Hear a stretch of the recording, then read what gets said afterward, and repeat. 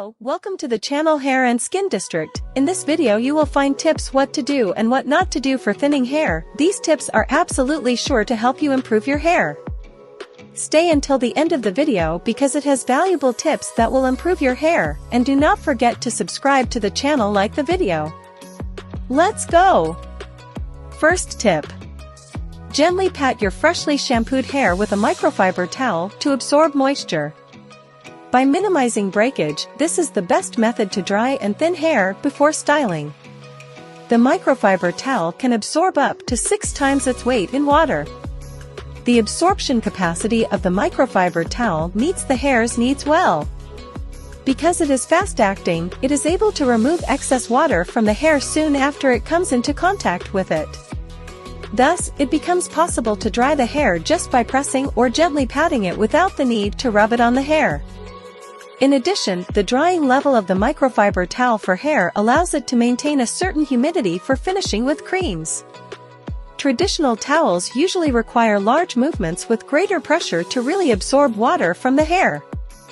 Because it absorbs water quickly, the microfiber towel does not require vigorous movements to dry the hair. In this way, it is possible to dry the hair more gently and efficiently. Second of the most valuable. Drop out fine combs and brushes with sharp bristles. These tools can increase hair breakage. Damaged hair should avoid the use of fine combs. This can lead to breakage, frizz, and split ends.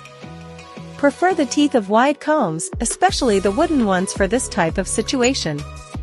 With this material, static electricity is lower, preventing any problems. Next tip. Lead your hair to new heights by indulging in a nourishing hair care routine before bed.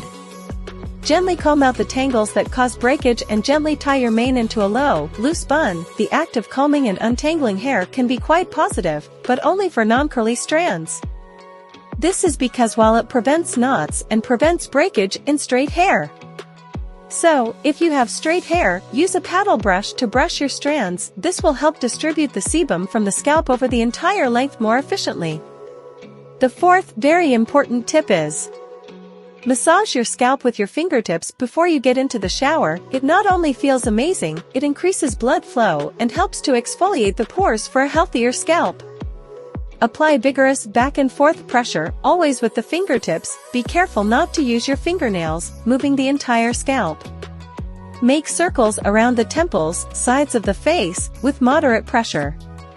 To finish, place your hands in a shell shape over your face, closing your eyes, and stay in the same position for a few minutes. You can perform the massage once or twice a week. Try to do it for at least 5 minutes before washing your hair, because every massage stimulates oiliness. Remove your locks before you take a shower, since dry hair is more durable and less prone to breakage than wet hair. Just remember to use a wide-toothed comb for curly or wavy hair, or a brush with soft, rounded bristle tips for straight hair. When hair is too tangled, it seems that the only way is to give up combing. In addition to being difficult to remove the knots, they can become frizzy and very brittle. For this reason, it is very important to untangle your hair before taking a shower, with the strands still dry, to prevent this problem. It is also necessary to invest in care and treatment to avoid frizz. All types of hair are subject to becoming tangled. In this case, it is worth combing the hair before the shower, with dry hair, to untangle the knots. Start at the ends and gently work your way up as the strands become more aligned. If you comb them while they are still wet in the shower, they may snag. Protect your hair from damage by limiting direct sun exposure.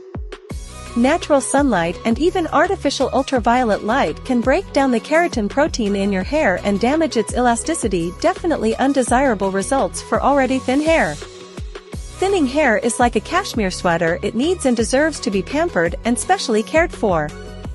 Certain hair shampoos and conditioners now contain sunscreen. Ask your dermatologist if these might be suitable for you. In addition to sunscreen, try to follow these tips. Create barriers against sunlight. As an umbrella, wide-brimmed hat, scarves, or whatever else you prefer, physical protection from sun exposure is one of the most effective ways to prevent long-term hair damage. Always remove chlorine and salt from hair. Another very important tip on our list of how to protect your hair from the sun is not to let your hair dry with chlorine or salt on its lengths and ends.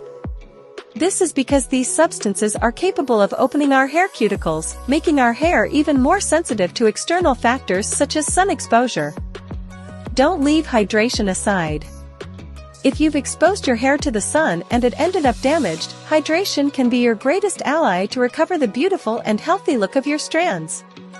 So drink plenty of water during your days and, of course, bet on after sun care to leave your hair soft, protect it from fading, and avoid an opaque and dry appearance. Part 2: What not to do. First, do not make the towel turban part of your post-bath beauty routine. Instead, you want to allow your hair to dry a bit before styling. A towel wrap requires twisting, turning, and pulling your mane, which can lead to nasty hair breakage, not ideal for more delicate hair types. Do not tie your hair in tight hair bands, wrap hair bands around your head, or secure your hair tightly in clips. When you have fine hair, loose is the key word. If you use a hairband, look for a clip that won't pull and slide easily. Or use a ribbon. Do not sleep on a pillowcase made of rough fabric. Replace cotton covers with soft covers like silk to reduce friction caused by tossing and turning during the night, which can lead to tangles and breakage. Do not avoid coloring your hair, just stick with the right shades. That means no extremely light or dark shades, but instead select deep, rich tones that approximate your natural tone. Thick hair can really benefit from semi-permanent or permanent hair color to increase body. Just don't overdo it, as overprocessing thin hair can damage it. And don't DIY, delicate hair responds differently to coloring.